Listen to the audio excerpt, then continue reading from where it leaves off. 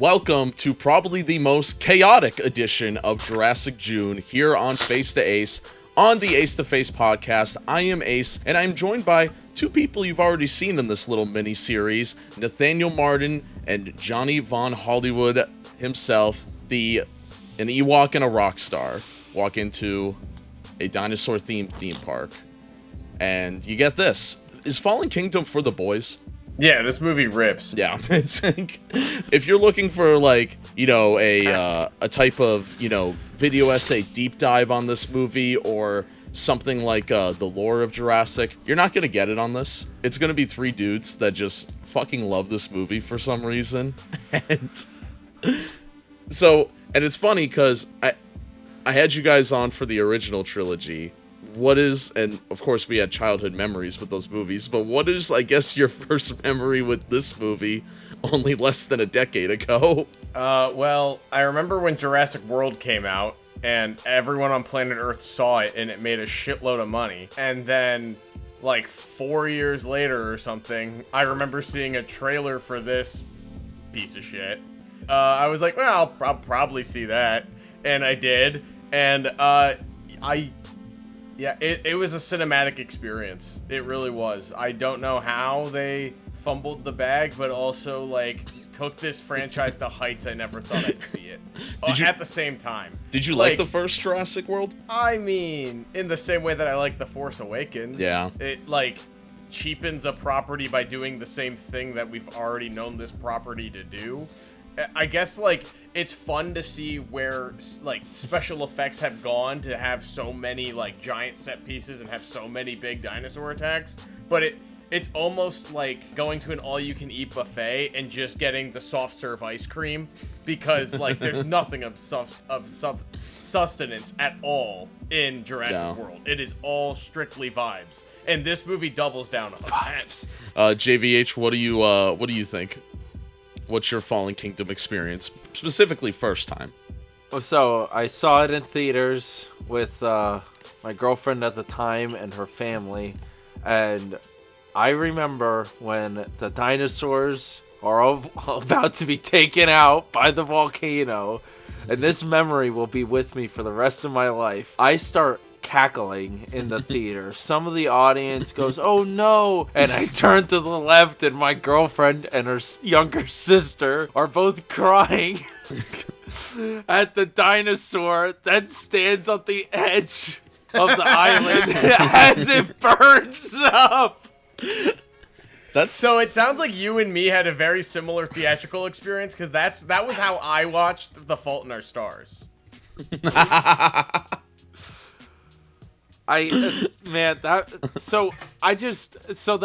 The Fallen Kingdom has a lot of good moments to me, but even the movie kicks off and you could tell that it's not written very well. Claire is all over the place, but I'm sure we'll get into that. Yeah, set piece wise, you could tell this is a sequel to like a movie that made $1 billion. Like when it comes to the locations and stuff, they went all out. Is this the Last Jedi of the Jurassic franchise? There's no similarities with The Force Awakens, or with Last Jedi, but so you have the like soft reboot type of movie, a different director comes in, spices things up, it's pretty divisive, and then the original director comes in and it's not as good as the other two. So it has the same pattern as Star Wars. That's really the only thing I want to bring up, but it's interesting those movies were coming out at the same time as the Star Wars sequel trilogy. And they were, like, on top in popularity. Yeah, we had the Marvel Universe and whatever the hell DC was trying to do. But going from Jurassic Park 3, the last movie I had talked about with you, it was interesting to see what we talked about with that alleged Jurassic Park 4. And then to see what it became with Jurassic World, how on top. Like we said, Jurassic Park 3 looked like a TV movie. And then the next film is a $1 billion movie. I think it's, like, kind of similar. It follows that same trajectory of Star Wars, like the Disney-era Star Wars trilogy, where it is, like you're saying, it's got the same kind of pattern where they bring back this IP and it's more popular than ever. I mean, Jurassic World made more money than the first Jurassic Park. Like they gave that franchise new life. It was a big cinematic experience.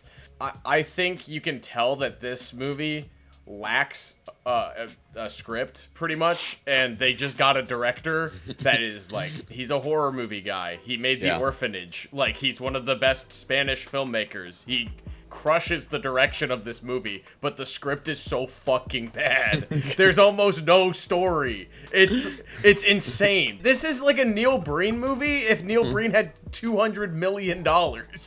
And to your point, Nate, that's the whole thing with Bayona. Like, there are so many references in this movie. Like, I watched another video before this that was the Easter eggs and everything.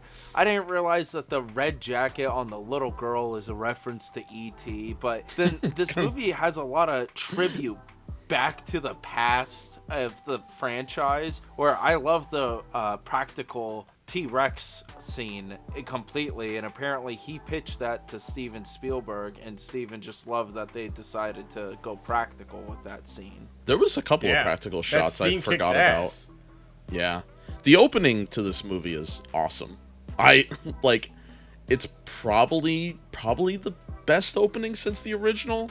From just a spectacle-wise. The original is kind of a mystery because, you don't see any of the dinosaurs. But this movie just fucking fist pumps you, like, right from the beginning. Yeah, I like the giant whale thing. It's, like, symbolizing that the franchise has totally jumped the shark.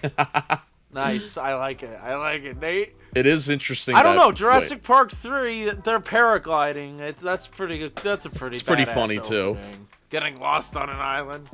And then, in this opening, they're retrieving the tooth of the Anonymous Rex that died in the first one.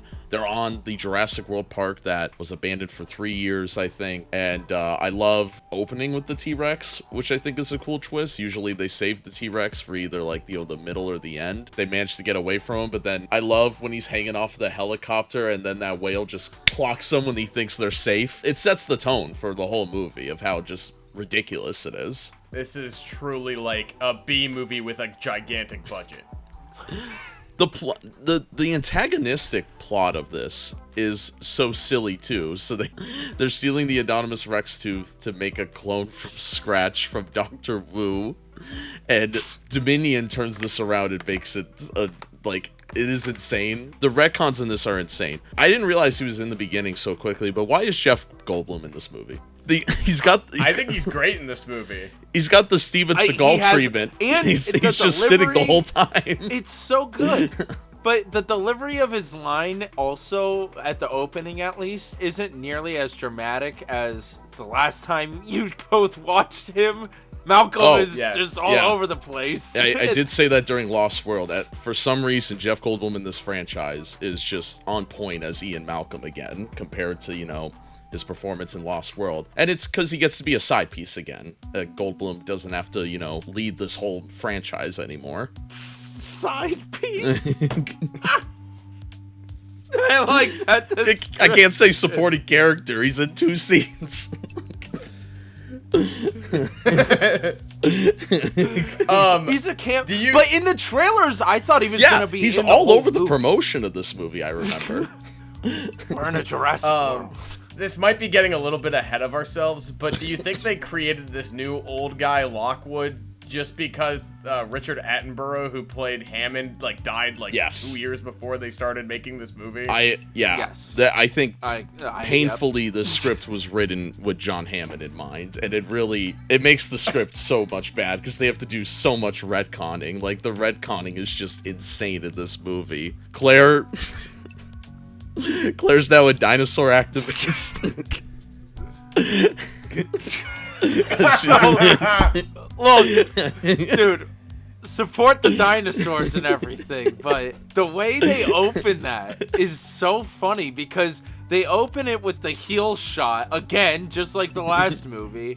They go up to her face and she's in the elevator, and for some reason I just had a wild flashback to the elevator in the apartments in Spider-Man.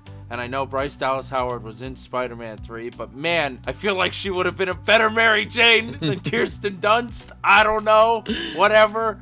But it is funny that the paleontologist doctor veterinarian or whatever she Oh, was. yes. She's just introduced right away talking to a congresswoman and it just doesn't even say anything like, I'm going to hand you to our leader, gives the phone to Claire, and Claire starts handling it. And she goes, could you imagine how your kids would feel if dinosaurs get extinct? Wait, we're living through that anyway with other animals.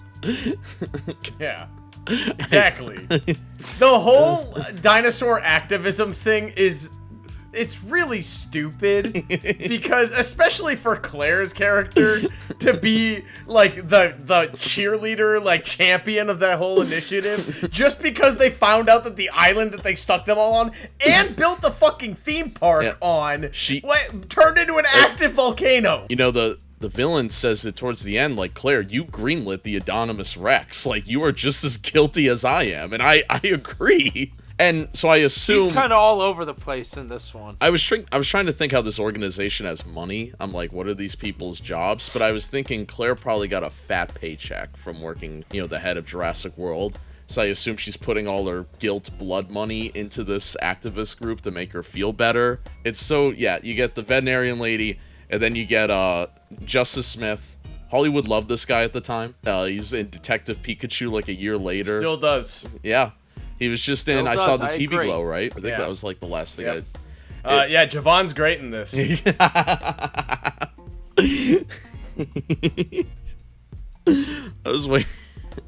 I was waiting. But speaking of recasting people, that's when Claire, you know, goes to Lockwood's mansion.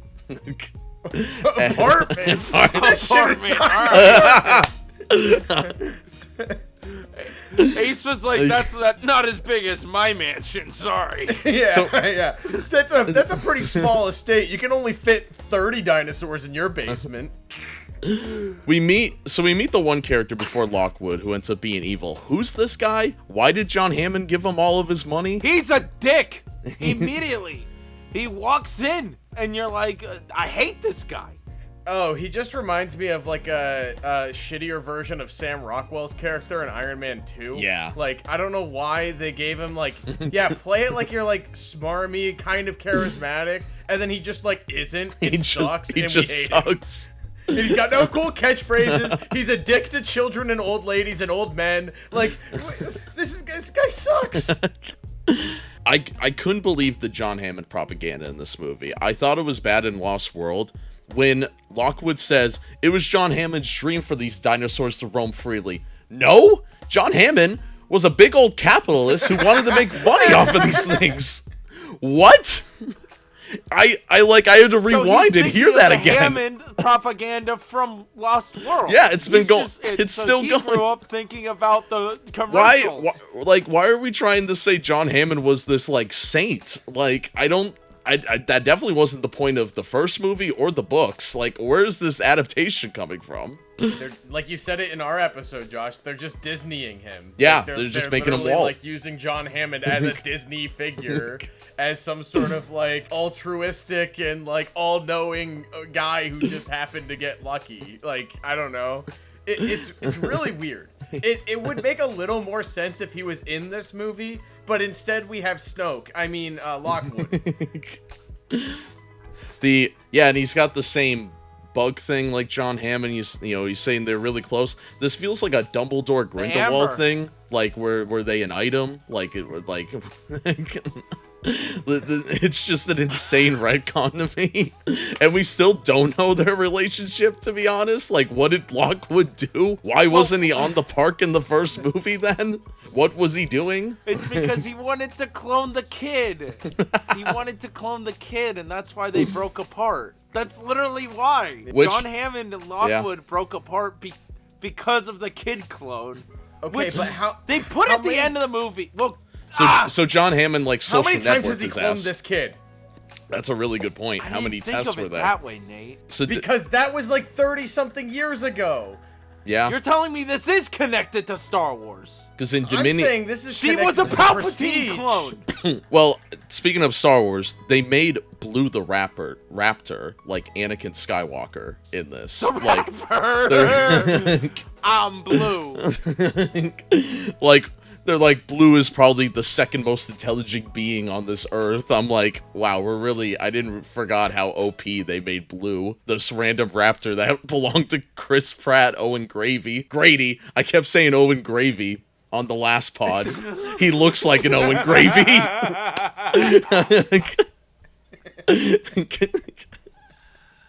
Dude, he's just not Star-Lord. He's not charming in these movies at all. Chris Pratt sucks.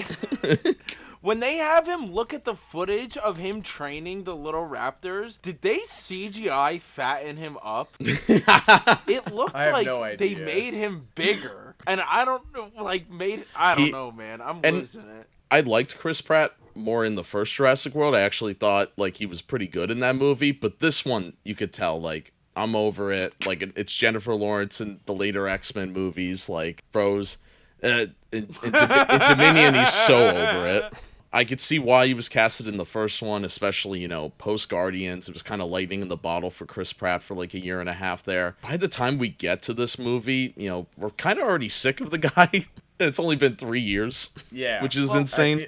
I feel like his window and his shelf life was only really interesting for a very, very brief moment in time. Yeah. And like immediately after Jurassic World, it's like all those good graces. Unless he's playing Star-Lord, no one gives a shit. Yeah. And we're 6 years removed from that still, and then like they're making these giant Netflix movies that cost $300 million with him and Millie Bobby Brown, and I'm like, no one cares. No one likes you. You don't even look like you want to be here. He came in at a time where Hollywood so desperately needed a new leading man, but I feel like ever since those 2 years, we've gotten way more, like, you know, guys like Michael B. Jordan, you know, come to mind now.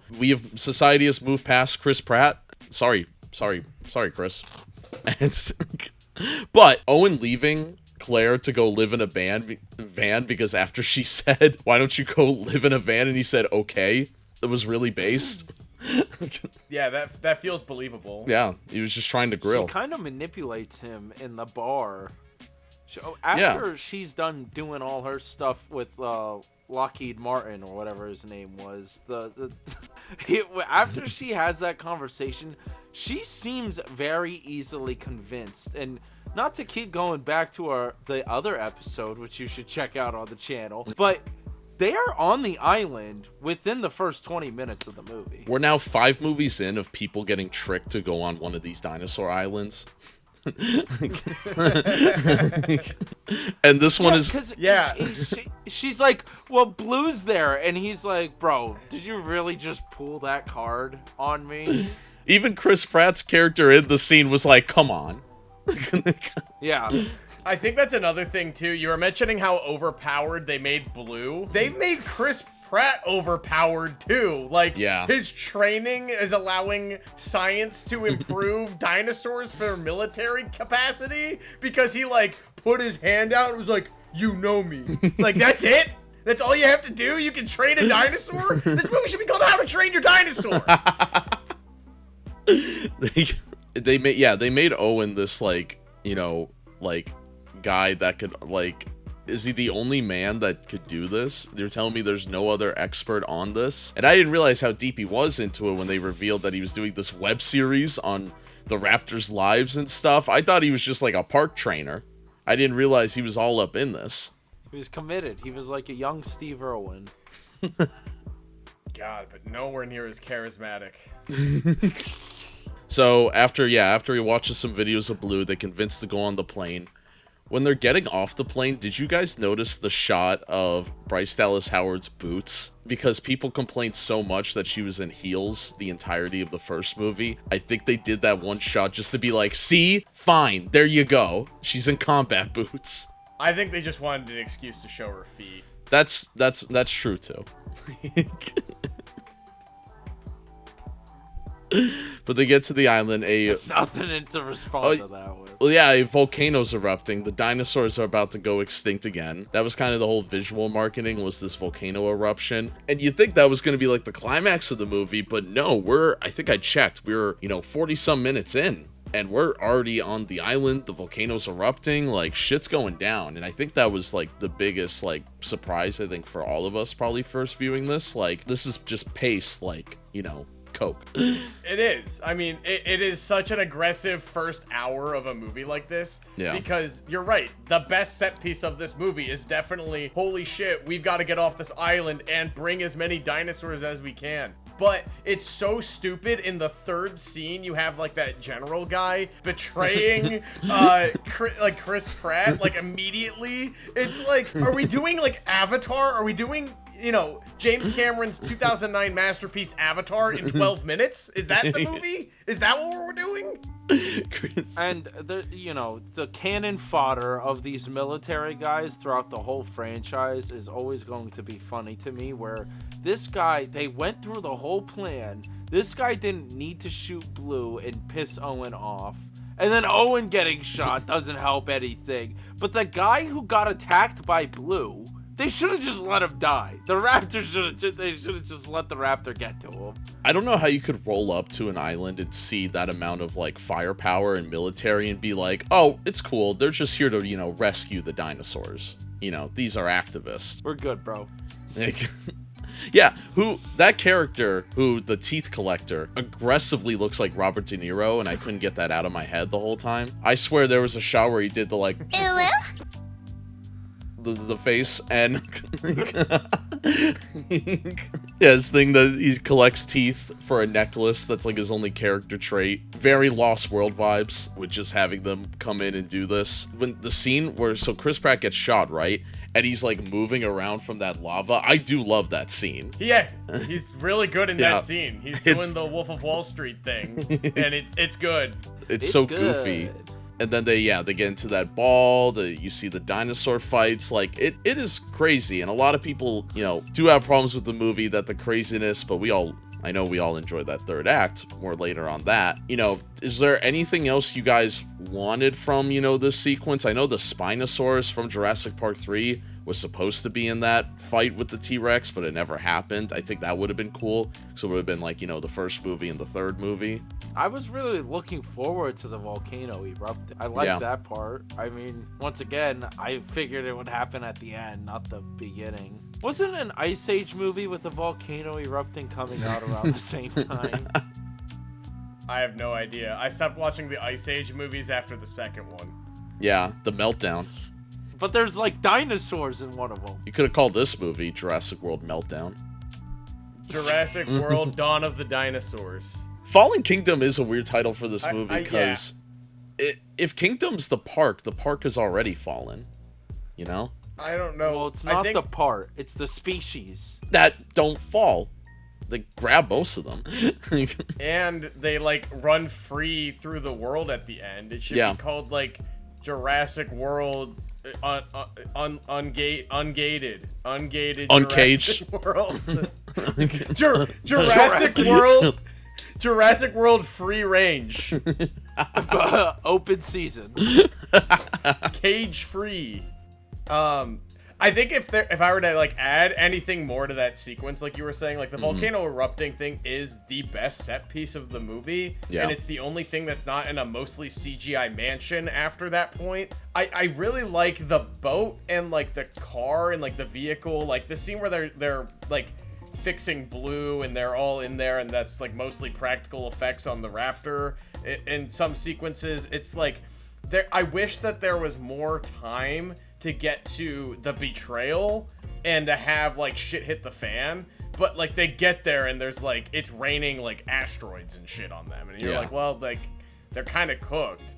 Like the scene that feels like it really just escalates the plot is when Justin Smith and Bryce Dallas Howard are in the computer room, and then suddenly there's just a dinosaur in the tunnel, and then there's lava filling up the entire room. It's like they were just talking about hacking into the change the password, reset your password thing, and now they have to deal with a fire and a volcano and lava and a dinosaur, like some weird predator dinosaur, and it's like climbing a ladder and chewing at their feet. It's like this escalated so quickly. Like let's get get some character moments and Yeah. build some narrative here first. This movie like really relies on you to watch the first movie, but it also lumps in, Justice Smith and the other character, the one that ultimately gets captured and takes care of Blue, because Blue got shot just straight up in the chest.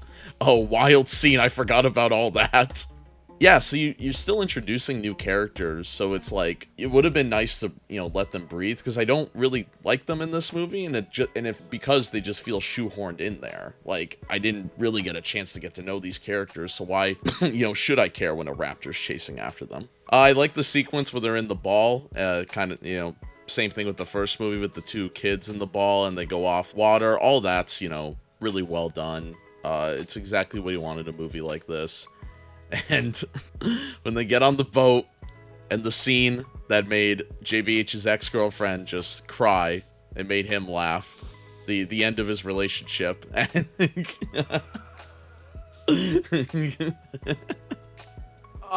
such a good scene. It's awesome. I stood up and clapped when I saw it in theaters. It's so sad. You're like, oh no! If they had the balls to do that to, like, the T-Rex from the first movie, I think that would have been way more, like, powerful. Why not? Like, fuck it. You could just make another T-Rex. I know I sound like Doctor Wu now, but that's the only dinosaur that people have an attachment with. If you had the balls to kill off that dinosaur, I think that actually would have been a crazy thing to do in the middle of your movie. Yeah, or like, yeah. I mean, I think that or double down and make it something that's really cute and pathetic. Yeah. Not like the dopey little, like, giant, like, leaf eater. Don't make it like Littlefoot's mom. Like, we need Littlefoot. We need the baby. Show us the baby dying. The one from Lost World. Look, I love my background. They could have really Star Wars it. It could have been like, that's the first dinosaur Alan Grant sees when they're in the Jeeps in the first movie.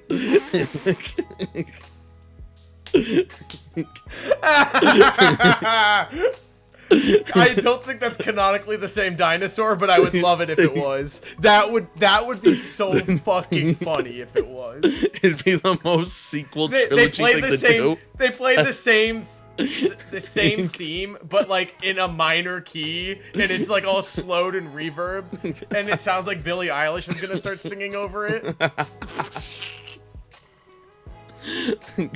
Dude, this movie would have rocked with a killer soundtrack. They should have, incorporated some artists into this. I kind of think the score for this movie is better than Jurassic World's. I think it has some good moments. I like the really, like, stock, almost Hans Zimmer-y, like, rip-off kind of stuff, especially when you get into, like, the third act with the trucks rolling up to the manor and the reveal of the Indoraptor and all that stuff. There's some good, like, stingers in there. Like, I kind of F with the score a little bit. My favorite line of the movie is said around this time. Chris Pratt said, "You're the one that made me come." We were forced to come. Wait, because that's when he's like, if I die, or no, that's later. He says, if I die, you're the one that made me come. If I die. That is a pretty good double entendre there. Yeah, they knew what they were doing. He said it directly to BDH. Like, We were forced to come. They go back to all the dinosaurs go back to Lockwood's mansion.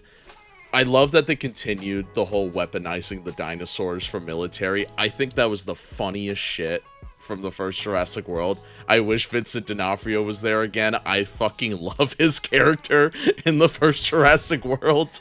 I kind of wish he did survive so we could have him again. Yeah, I totally agree. I would have much rather had Vincent D'Onofrio back somehow with, like, a robotic arm, or maybe he's just taller and blue. Like, just rip off Avatar. I don't give a fuck. He's the mutant dinosaur. I don't... Yeah, no, they cloned him. That makes sense. Yeah. There's other clones in this universe now. Yeah. I wish we had him instead of the rip-off De Niro guy. I agree. Yes. Oh, that would have been, such an upgrade, because we get back to it, and, like, so they're gonna auction off the dinosaurs. The Indoraptor is talked about. Dr. Wu's back. He's, doing things with dinosaur cloning again. The new emperor, I guess. He's really just all of a sudden. He's really angry in this movie. He just yells at everybody in every scene he's in. He went from such a nice guy in the first Jurassic Park movie. And he's from the first Jurassic Park, and he had like one line in the Jurassic Park movie, and it's just turned into such like the evil like scientist behind the scenes for this whole sequel trilogy, who gets a redemption arc in Dominion, which I still think is insane. The fact that this guy's head never gets chopped off by a dinosaur is crazy to me. The legacy characters. I also think it's dumb that Dr. Wu's named after a Steely Dan song. Like, are you kidding me? I will say, I don't know if you guys agree. I'm not big on like the whole meshing together and making a fake dinosaur. I rather just see other dinosaurs that did exist in these movies. But I like the Indoraptor more than the Anonymous Rex. I just like the design of an Indoraptor. It made more sense. The Indominus Rex is really silly, and it just throws me off a little too much. The Indominus Rex was meant to be a theme park attraction, which never made sense to me. Why make it so dangerous? While the Indoraptor specifically was made to be a weapon. So I think that's why I also think it's cooler. I do really like, too, that it's the prototype. Like, they're talking about getting Blue's DNA and to have Blue be the alpha for the next generation one. And this little, like, tech demo one they're showing off is like the Apple keynote, like Steve Jobs. Like, the iOS actually doesn't end up looking like that. Showing off the Cybertruck because it has the narrow link so it can laser track each of its targets. The Indoraptor is... I like that whole explanation for that being the Indoraptor that is, like, in this movie. Like, we don't actually see what the Indoraptor was going to be. We see, like, the fail-son first one. Like, the first failed attempt at the Indoraptor. We see more of them in Dominion, but of course they never got Blue's DNA, so they're kind of like Stormtrooper Raptors. They're very dumb, which... Now connecting those two was actually really funny to see. But yeah, no, this Indoraptor is really cool. The whole auction scene, I think, is just a really, funny thing. I wish it was more ridiculous, actually. I would have liked to see, more from that scene, actually. Well, you know what it reminds me of? A certain Batman movie. Dude, I'm so glad you didn't say Django Unchained. Why are you trying to crush me, Nate? In Batman Forever, they open it with them auctioning off Bane. Oh. Right? In Batman and I Robin. Crazy? No. Wait. Batman and Robin? No. In Batman and Robin, don't Batman and Robin bid on Poison Ivy. A Night with Poison Ivy. That's where we get the Bat credit card. You're also right! Never leave the cape without it. Why is there so much buying of people in the Joel Schumacher Batman movies? It was a thing they did. It was a different time. Not my Batman. But, well, in this movie, they're auctioning off dinosaurs. Of course, Claire hates it. Dinosaur activist Claire on top of things. But they're now disgusting. They get caught. They're trapped in a cage. I love the scene where Justice Smith gets logged with the boat crew. Like, oh, are you part of the crew? And he's like, aye. I love him in this movie. Yeah, he's incredible. I love when he's, like, scared of the dinosaurs and screeching. Like, he's screeching like a child. It's not like a fully grown man or even an intern. It is like, like, crushes it. Absolutely crushes it. And I do like that they have these like young adult that aren't kids that are like kind of in between the annoying clone baby running around and like the adults. Like, I think it's cool, and they have like their own like special attributes. Like, a lot of the set pieces in this movie remind me of like a Lego game where it's like, oh yeah, you need the geeky IT guy to get open that door, and then it's like you need to do the medic shit with the like. This should have been a Lego. I guess it was a Lego game after all. This movie has the plot of a Lego game. I think the Lego game, came out around this time. So, yeah, the clone girl has some really good, scared, like, faces and stuff. Probably the best, just from a pure, like, performance standpoint, probably the best since the original kids from the first movie, with the way her reactions are to some things. Crazy smart. I know she's a clone of, like, a scientist, but, like, she's, like, watching, like, how people put in the codes for the doors. She's able to unlock doors without a key. It's like Clone Girl is like Rey Skywalker over here. She's smart until she isn't. Like in the final set piece where the Raptors showdown, she goes and tucks herself into bed. Like, I get she's a little girl, but it's like, you don't trap yourself when you're being chased by an apex predator. Yeah, and it's just to get that horror movie shot. And don't get me wrong, it rocks. Like, well worth it. The shot of the raptor with the moon in the background is like, let me hit my Scorsese cinema. Yeah, the whole third act turns into like a haunted house, and I love it. And we haven't since then gotten something like it before it or after it. Like, this is so original for the franchise. It reminds me of what Sam Raimi wanted to do with the Spider-Man 3, where he wanted the Venom stuff to be more of a, haunted type of thing, more of a horror movie type. And I wish more directors would get the ability to do something that's more around their strengths. Like, we saw a little bit with Raimi got to do with Venom and Doc Ock and stuff. And now we see that in this Jurassic World with this director, where he got to just, evolve around the entire third act of that. And I actually think it was executed really well. And it's why I really like this movie. And I could argue it is, at least the second best Jurassic movie. I really wish this movie didn't hold back in some ways, because I feel like it is so close to being like the perfect, like, over the top mess of, like, just mess of a franchise, but incredible movie. But like, there's two scenes in like this set piece that we're talking about now, where there's the auction going on, and then them trying to break out of being entrapped in that like dinosaur cell. I like the Owen using the rock-headed dinosaur to break down the wall and get them out. Like, that's a cute dinosaur. That guy gets a big moment. I like that scene. It's cool, but it doesn't totally match what's going on above them at all. No. And it's like, it feels like I'm watching a scene with Jar Jar Binks. Like, it's like, oh, there's like, this crazy, like, the world's never gonna be the same after this night kind of thing. And then it's like dumb slapstick shit. That's weird to me. But what's even more weird to me is when they're trying to sell the Indoraptor and it's in the cage, and they rip off that scene from RoboCop where they point the laser at the guy. They don't let the Indoraptor eat the guy. If this movie let that Indoraptor eat that guy, it's a whole star on Letterboxd better for me. I'm dead serious. Yeah. No, I agree. There were just some little... If you do some little tinkering, God, you could make an argument that it's more fun than the first movie. Like, you really can. We were this close to greatness. I mean, them giving us the clone thing is just, it's a whole, I will never, I guess, forgive them, because you said it earlier, Nate.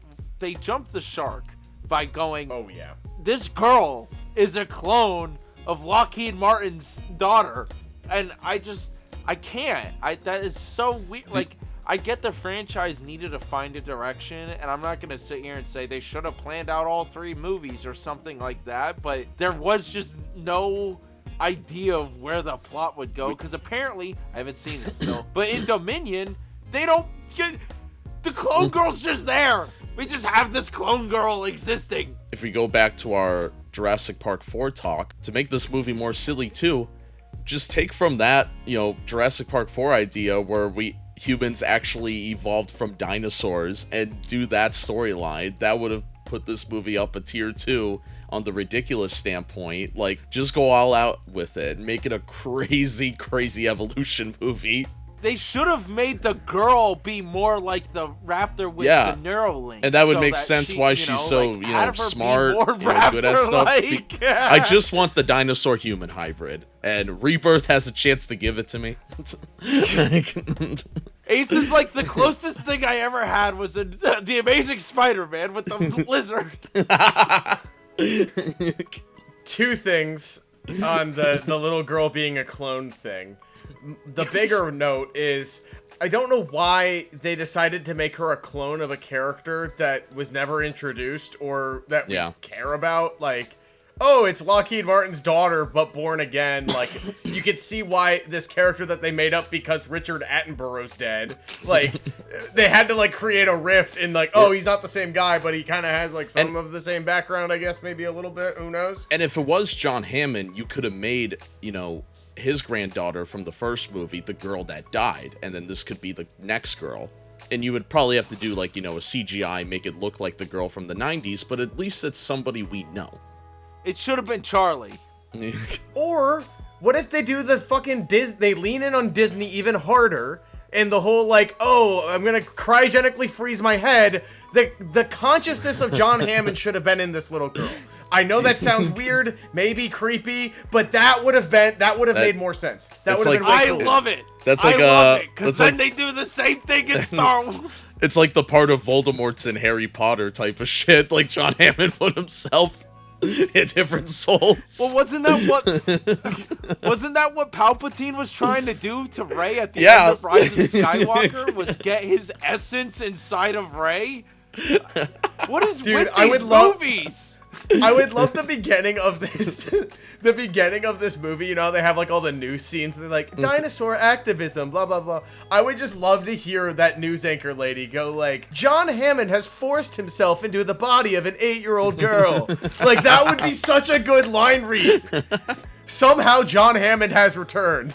When the girl pushes the button, she goes, "Welcome to Jurassic World." To Jurassic Park. There it is. Yes! That's the moment. This movie is 10% away from being the best blockbuster of my entire life. Oh, this man. goes to show that studios just need to commit more often. And I think great segue to talk about the most controversial moment. I'll just ask you both. Would you push the button? No, I'm not going to this damn island to save the dinosaurs to begin with. I wouldn't be in this situation. Fucking... No. Goldblum says it the best. Maybe this is just the planet trying to heal itself from our own fuck-ups. Like, we got lucky. We don't have to kill them, and they're gonna die. It's good. Yeah. No matter what, they're going to be exposed to diseases and other animals they have never been in contact with. Odds are they are dying out there, no matter what. And I'm assuming that's what Rebirth's going to be about, because it's apparently as a big time jump. I'm assuming a lot of the dinosaurs have died out. That's my just speculation. Raptor ran in my backyard and ate my dog. Would you push the button, Vaughn Hollywood? Nah. No? Would you keep one? Maybe. It's crazy that Blue doesn't stay with Chris Pratt. When Blue looks at the cage and just bails is also really funny. And Chris Pratt's like, I know this sucks, but and I forgot Blue ran away. So when Blue shows up in Dominion, even when I saw it in theaters, I made up a memory that Blue ran off with them, and that's why Blue was at the house. And I was like, oh no, Blue just found Chris Pratt, which I get. He imprinted on him, so Blue would eventually, come back. Whatever, I get it. Just like Twilight, another fantastic franchise. That was the They thing. should have just made the little girl OP. This is definitely better than New Moon. Cause could you imagine in Dominion if the little girl had more raptor in her, if she started fighting one of the dinosaurs that was like rampant in LA or some shit this time? Didn't they do that with the Predator though? They the Shane Black 2019 Predator movie where they had a little girl that had autism and was the Predator human. Yep. I'm glad they didn't go that route. I never knew that It's about that really movie. bad. Oh, I did. Oh, that might be a perfect movie for this series. But If you do the Predator movies, I call dibs on Predator 2. I do like the Jeff Goldblum voiceover, and he ends it with, we now live in a Jurassic World. All that's, good. That's the one time I will compliment this script. Yeah, what The opening and closing monologue. Yep. And voiced over by a character I really like, so it makes sense. Yeah, if it was Chris Pratt, it would have sucked. But yeah, that's... That would have been bad. That was Fallen Kingdom. I think it's Ace Awards time, boys. I'm excited for this one. Oh, yippee. Yeah, let's do it.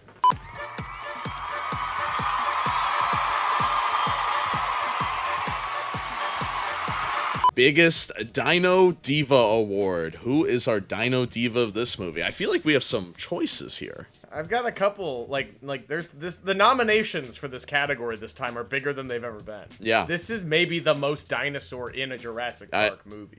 I think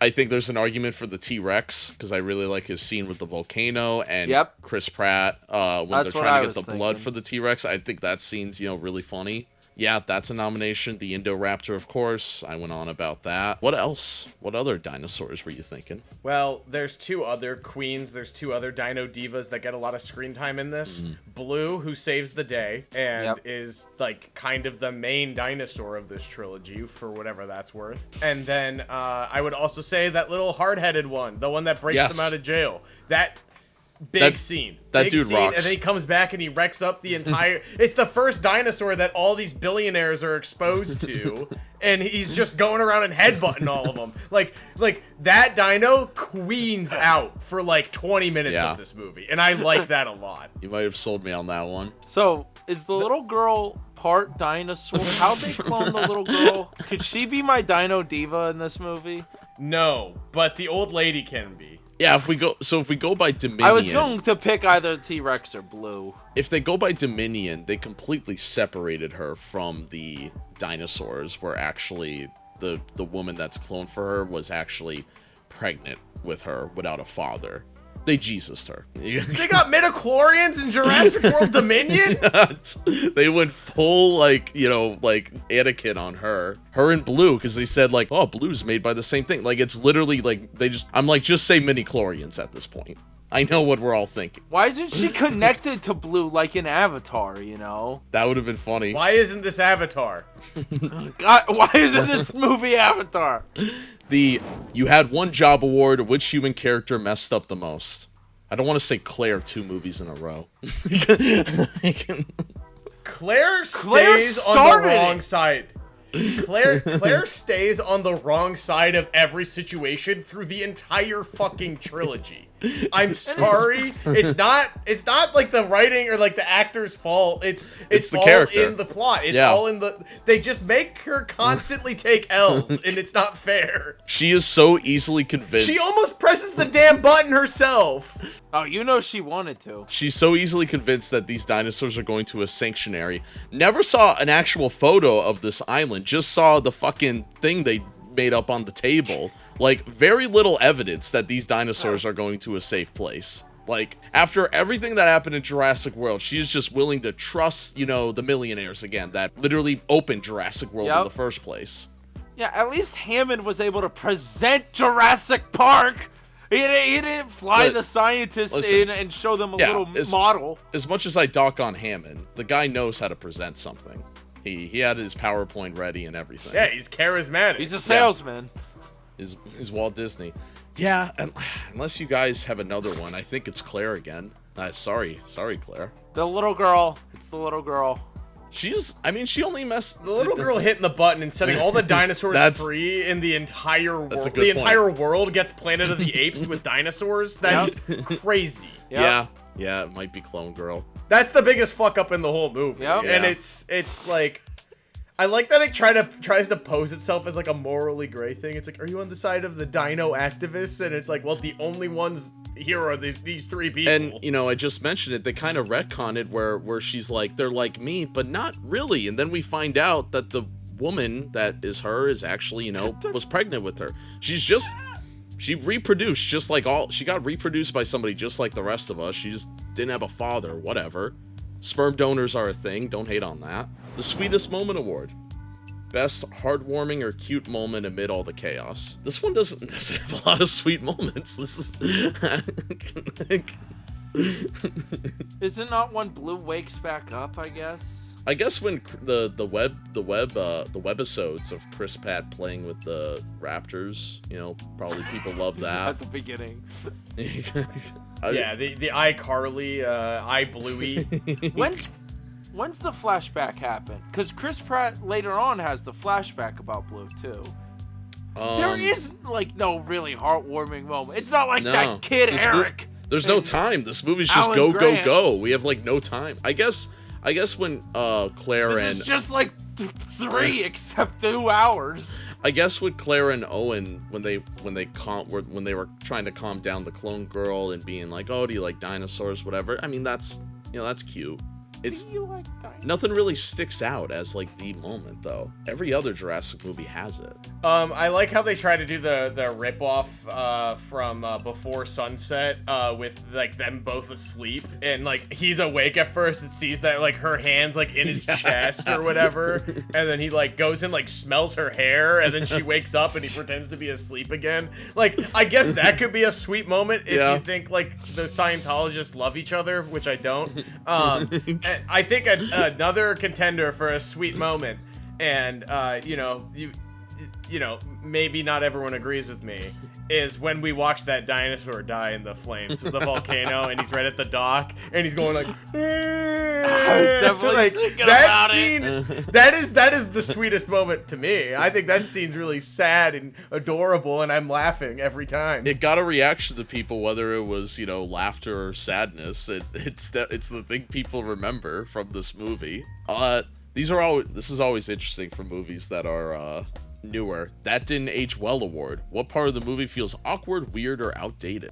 Chris Pratt? The activist. Chris Pratt's a good call. The dinosaur activist. The dino activist. Is that what Scarlett Johansson's character is going to be in the new movie? No, she's pulling in that trailer. She's pulling. No, up I think she's like a dino hunter. Yeah, I think. Oh, so she is like Lara Croft, Dino Raider.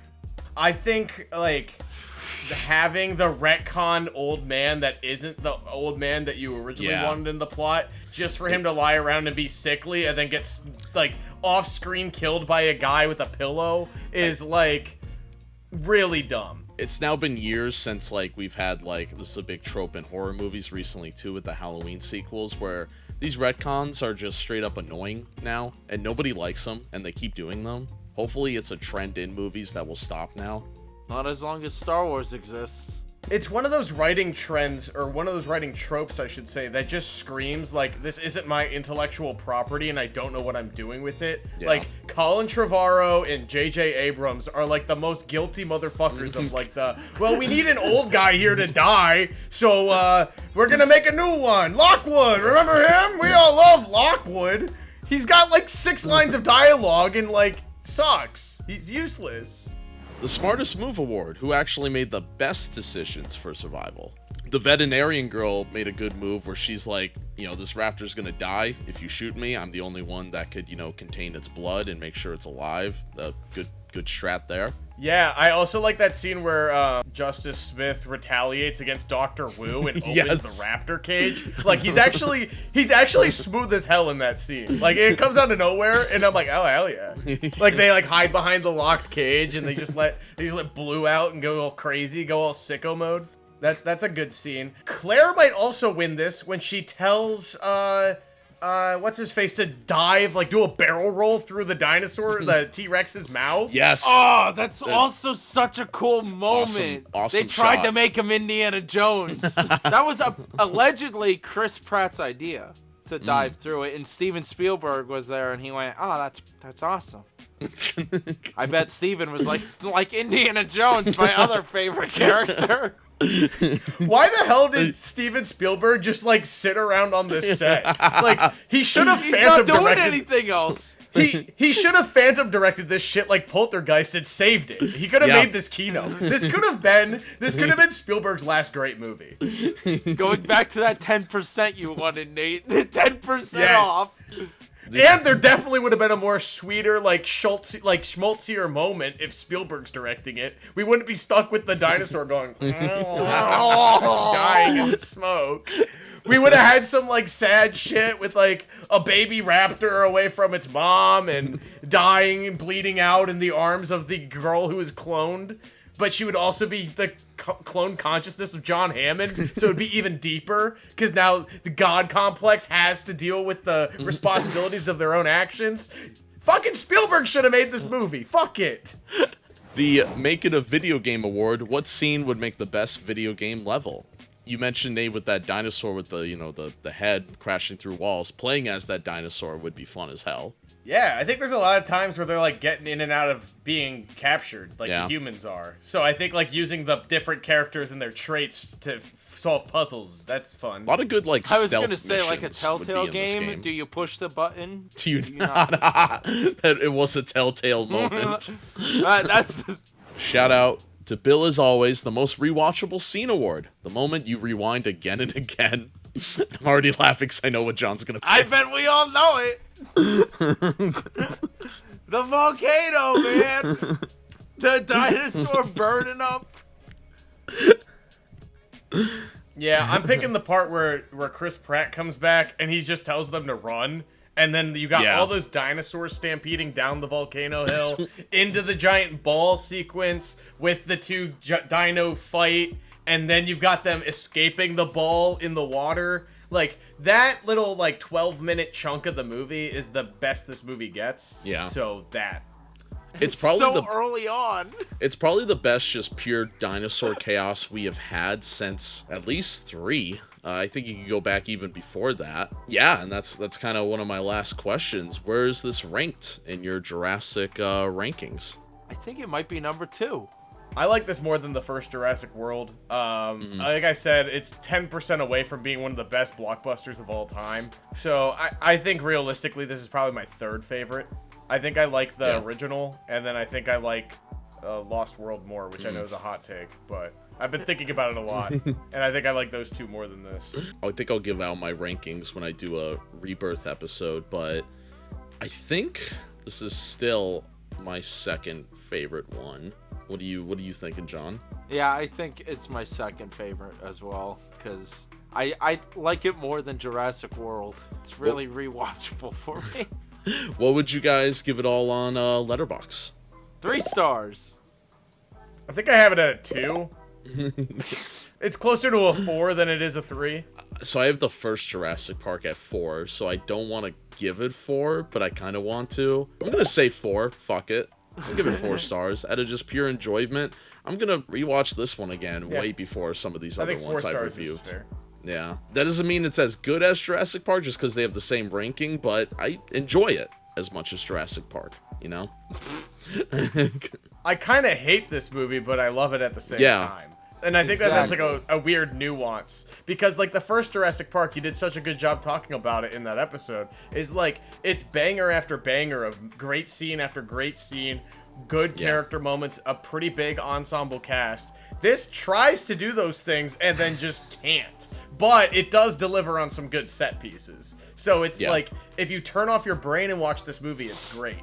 But if you're actually looking for, like, a good piece of movie making, a good piece of cinema, this is not it. This is a Transformers movie.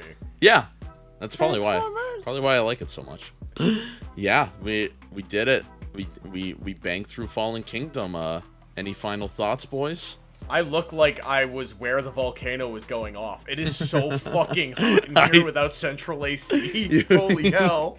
You look like you just like ran from a raptor through an island. I did.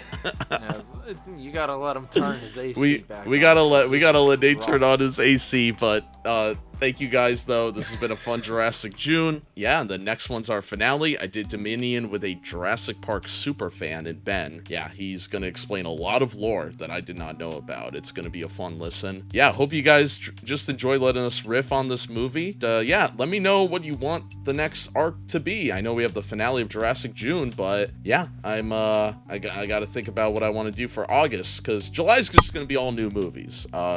Superman, Fantastic Four. I'm gonna have a lot of videos just to talk about that stuff. But I gotta figure out what my next arc is. What franchise do I want to deep dive? Maybe it is Predator. Let me know. But thank you to Nate, as always. You can follow him. Socials and stuff will be in the description, and you know where to fucking find JVH at this point if you're listening. And